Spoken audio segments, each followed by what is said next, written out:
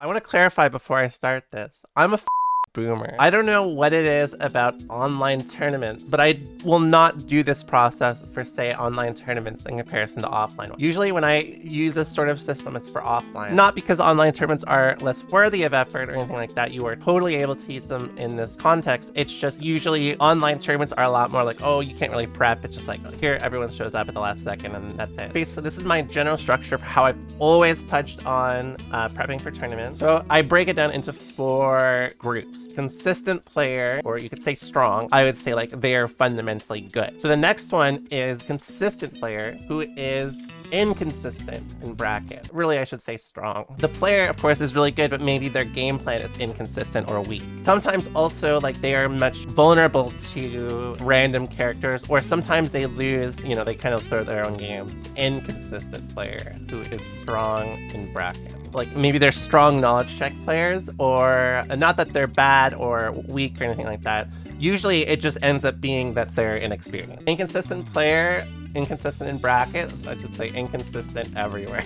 So why I separate players. For how I actually practice, I have a system for this. Strong player, consistent in bracket, I would train my fundamentals in the matchup. Like let's say if I played someone like Neubenheimer, who I actually played for the first time recently, I didn't like focus on like just like knowledge checking or anything like that. I was like, okay, well, he's blocking this, I need to see how this works. And then if he doesn't do it, I'm like, I need to minimize my decision making, stuff like that, right? A lot more about me fundamentally rather than the matchup. Strong player who is inconsistent in bracket, I would focus on improving my autopilot. How do you do that? That's hard. Number 1, you can always have notes. I mean, I've done this for a long time. Maybe I'm walking forward too much. Maybe I'm jumping too much. Maybe I'm not jumping enough. Maybe I'm mashing too much. It's much more about how you are reacting, not necessarily like anything about the matchup. Of course, the matchup can inspire you to react a specific way, but like let's say a lot of the time people don't think about how they mash on a character. They don't think like, okay, risk reward is in my favor here. I'm gonna mash here and what. Of course, like these are fundamental decisions, but you can see like usually they come from a pool of autopiloted decisions. Autopilot is kind of a cursed word. I'm gonna bold it so it's scary, okay? Autopilot in tournament is very important because there are gonna be moments where you essentially lose control of what's happening. You're gonna have to have your autopilot ready. Against these sort of players in bracket that I would be looking for,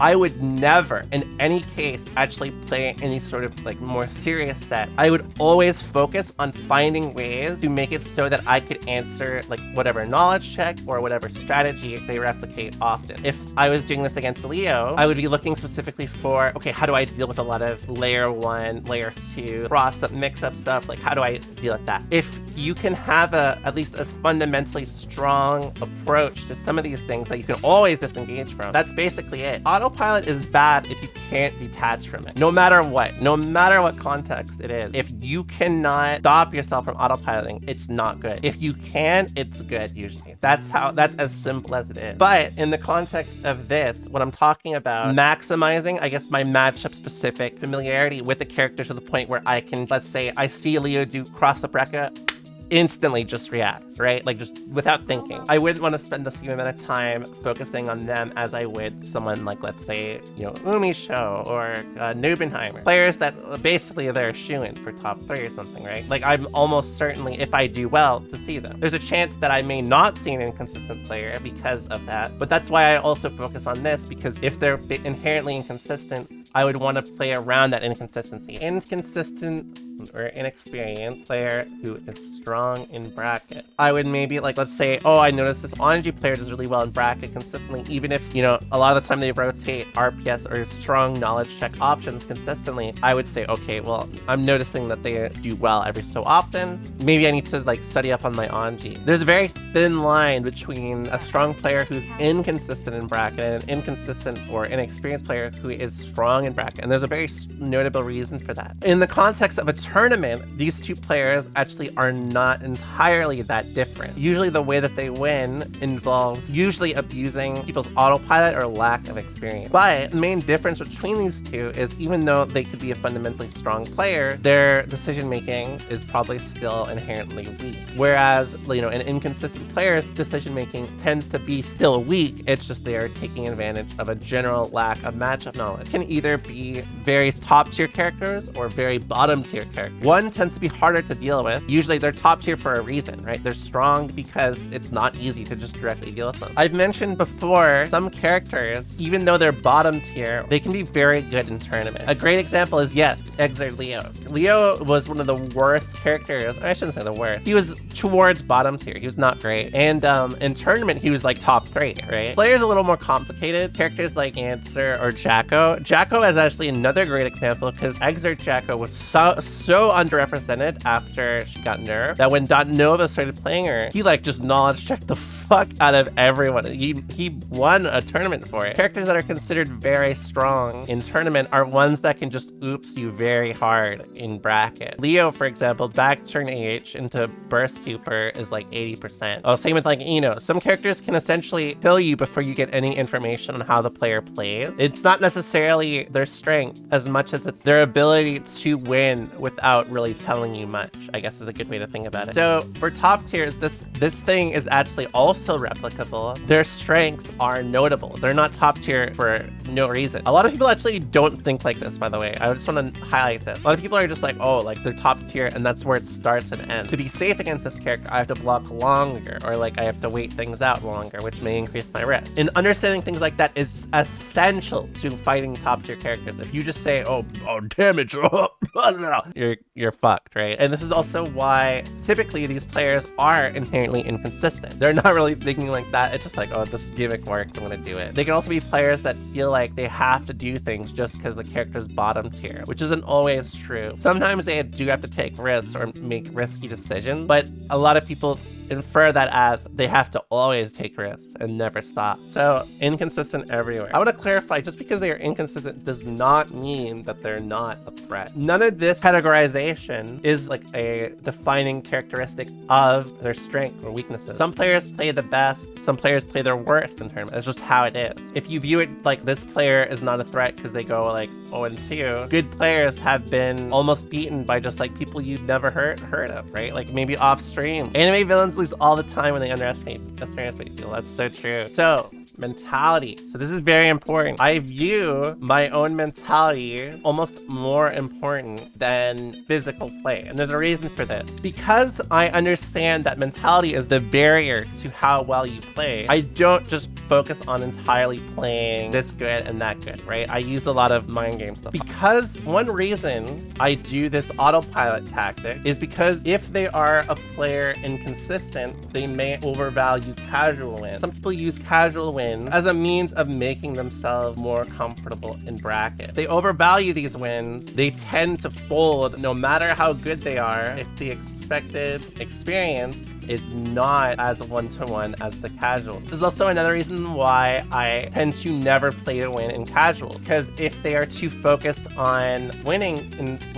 tournament, they use typically casuals as a benchmark, right? I mean, of course they do, because what else do you have? Sun Tzu said that if you can beat someone mentally before you even play physically, it's ideal. For a long time, I saw this happen. In fact, there's one case that has made me realize how valuable this is. I don't know if any of you used to play old gear. Kazunoko and Dogura would show up. They would play casuals with people. So they would play casuals with people. Then they, oh, this person gets 3 wins out of 5 against Kazunoko, right? They're I feel really good. Then they play in bracket and they get obliterated. They just they get blasted off the fucking map. I saw this happen dozens of times. I'm not even joking. I saw that shit and I was like, these dudes are masterminds.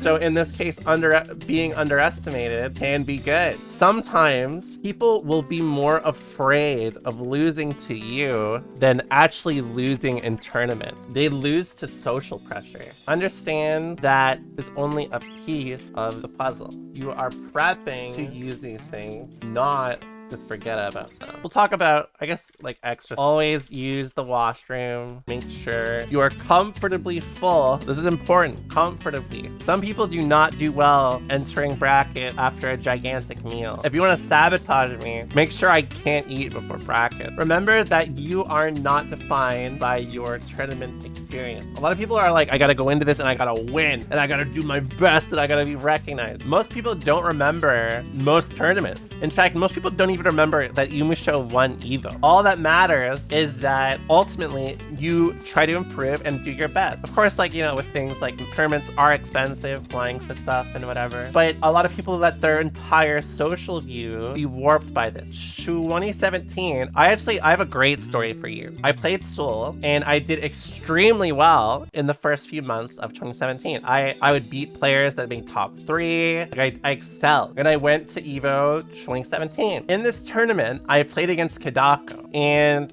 I went to last round, like 1 hit. And I actually could have won the game if I had confirmed properly. I lost, right? But of course, I was like riding on cloud 9. Like nobody beats good Japanese players and I almost did it. I was like, I could be one of the best in North America. And I go to see Otaku 2017, I got 33rd. And I was so destroyed because I was setting myself up for standards that were not really attainable or achievable for myself. I had just essentially taken advantage of the fact that Kadako was not as good in bracket as I was. Like even at that point, I had just been more familiar. That's not even counting the fact if a Japanese player comes to Evo, they're already nerfed. It's like what, they're 13 hours ahead. Everyone's falling asleep on the fucking on the floor. Like I just thought I almost won. I'm good.